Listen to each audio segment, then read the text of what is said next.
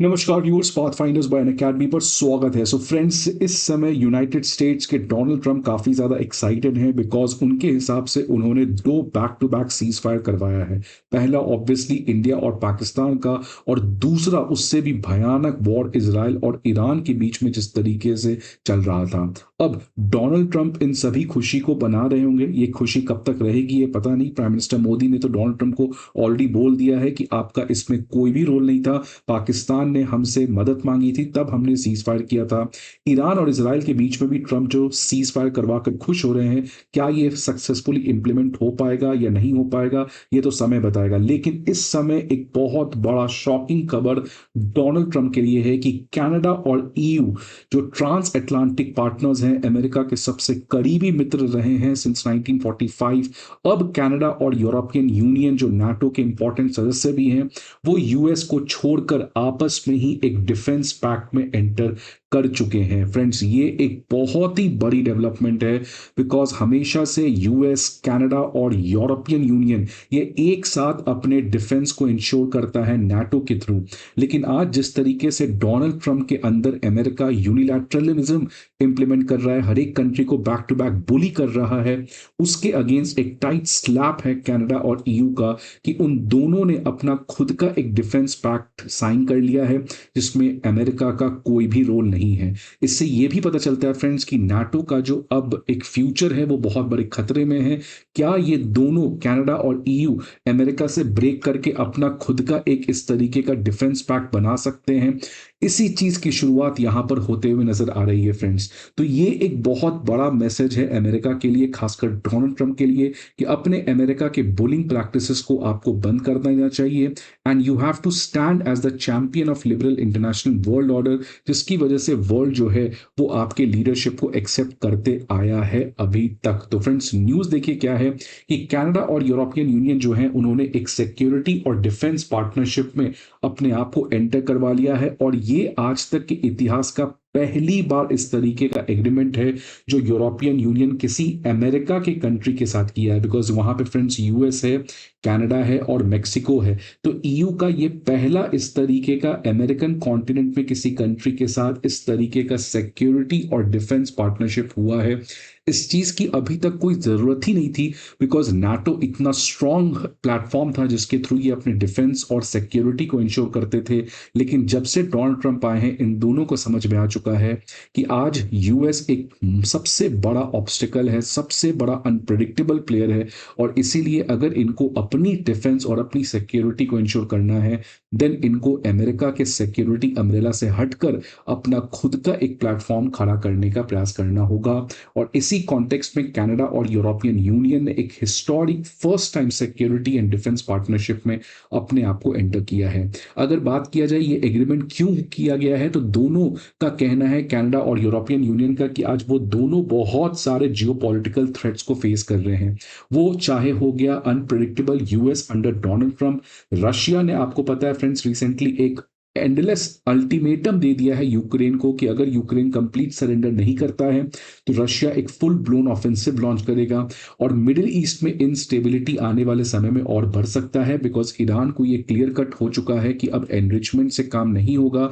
अगर हम एनरिचमेंट को वेपन ग्रेड तक ले भी जाएं, इससे कोई गारंटी नहीं है कि यूएस हम पे अटैक नहीं करेगा। इसलिए ईरान अब भले टाइम लेकर अपने न्यूक्लियर वेपन को अचानक सरप्राइज तरीके से डेवलप करेगा, जिसकी वजह से और ज्यादा केओस मिडिल ईस्ट में बढ़ सकती है। तो इन्हीं तीन कॉन्टेक्स्ट के अंदर ये दोनों अब एक नए सिक्योरिटी और डिफेंस पैक्ट में एंटर करने जा रहे हैं। अगर मैं कुछ फीचर्स की बात करूं तो इसमें सबसे पहला इंपॉर्टेंट फीचर है cyber security, maritime security Indo Pacific में।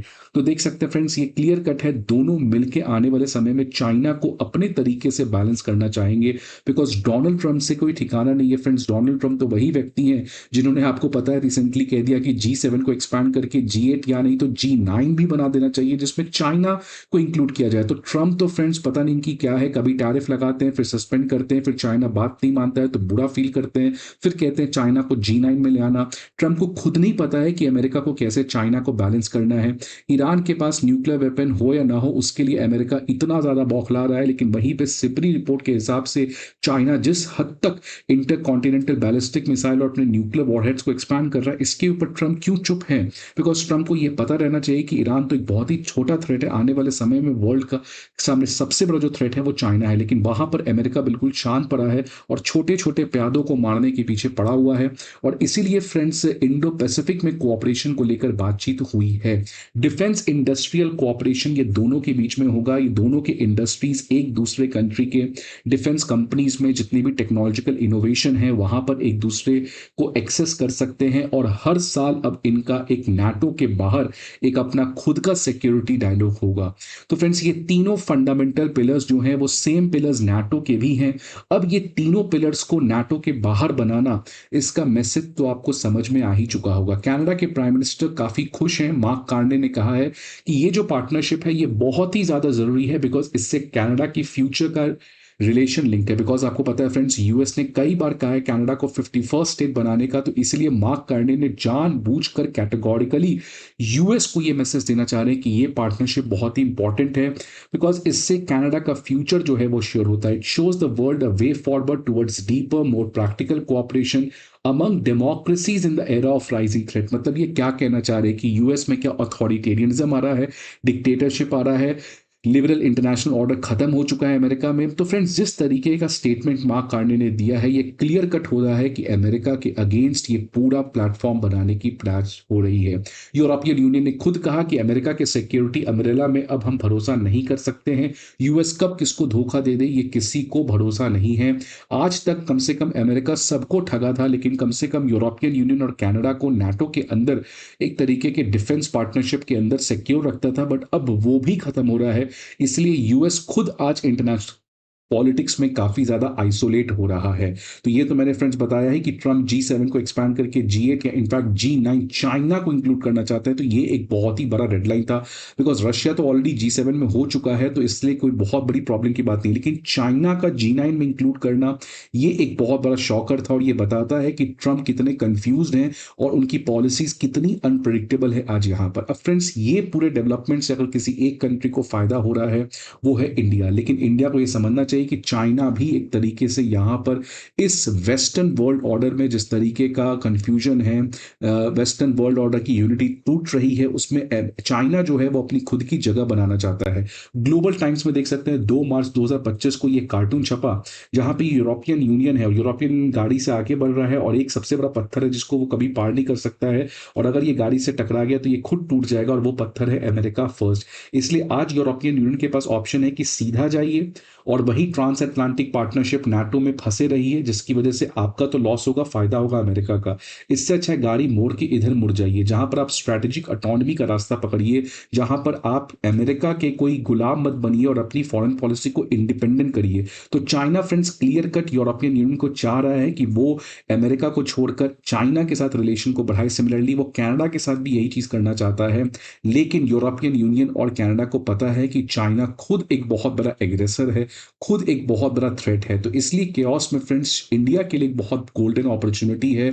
हमारे विकसित भारत के सपने में वेस्टर्न वर्ल्ड ऑर्डर का बहुत जरूरत है, बिकॉज वो अमीर स्टेट्स हैं, वहां पे हमारा एक्सपोर्ट काफी हो सकता है, वहां से हमारा इन्वेस्टमेंट आ सकता है, हमारे बच्चे वहां काफी ज्यादा पढ़ने जाते हैं, वहां से टेक्नोलॉजी हम मंगा सकते हैं इंडिया में, डिजिटल टेक्नोलॉजीज और तमाम तरीके की चीजों में इंडिया को काफी मदद मिल सकती है। और आज ये सही समय है जब प्राइम मिनिस्टर मोदी अपने डिप्लोमेसी को काफी बढ़ाए, और इसी का नतीजा है फ्रेंड्स कि रिसेंटली आपको पता है कि प्राइम मिनिस्टर मोदी पुराने चीजों को छोड़कर G7 के समिट में कनाडा के गए और वहां पे एक नई दोस्ती की शुरुआत की, और कनाडा ने रेसिप्रोकेट करके इंडिया के साथ अपने रिलेशंस को बढ़ाने की बातचीत की है। और दूसरी तरफ आपको पता है फ्रेंड्स यूरोपियन यूनियन के बारे में तो आप सभी को पता ही है कि यूरोपियन यूनियन इस साल आप देख सकते हैं फ्रेंड्स जब पहली बार रिकॉर्ड ब्रेक हुआ और यूरोपियन यूनियन के चीफ और 27 कंट्रीज के कमिश्नर्स एक साथ इंडिया आए, और वहां से दोनों की शुरुआत होती है स्ट्रेटेजिक पार्टनरशिप में, एक नेचुरल पार्टनरशिप में।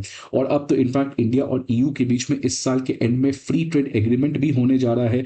तो फ्रेंड्स ये आज एक सही समय है जब इंडिया को अमेरिका के ऊपर हटकर इनके ऊपर ज्यादा फोकस करना चाहिए, बिकॉज फ्रेंड्स ऑलरेडी एक बात तो क्लियर है कि ट्रंप अभी काफी समय तक रहने वाले हैं, और वो जब तक रहेंगे एक बहुत बड़ा केओस होगा। तो ये 3 साल इंडिया के लिए बहुत इंपॉर्टेंट है कि कैसे वो मैक्सिमम बार्गेन कर सकता है यूरोपियन यूनियन और कनाडा से, कंसेशन ले सकता है सो दैट इंडिया के नेशनल इंटरेस्ट को फायदा मिले। सो फ्रेंड्स, आपको क्या लगता है इस पर्टिकुलर डेवलपमेंट के बारे में, और कैसे भारत इस पर्टिकुलर क्राइसिस और अपॉर्चुनिटी को यूज कर सकता है, और आपको क्या लगता है नाटो का फ्यूचर आने वाले कुछ समय में क्या होगा? Please let me know the comment box. I hope आपको ये वीडियो अच्छा लगे। See you again some another video. Till then good bye and take care.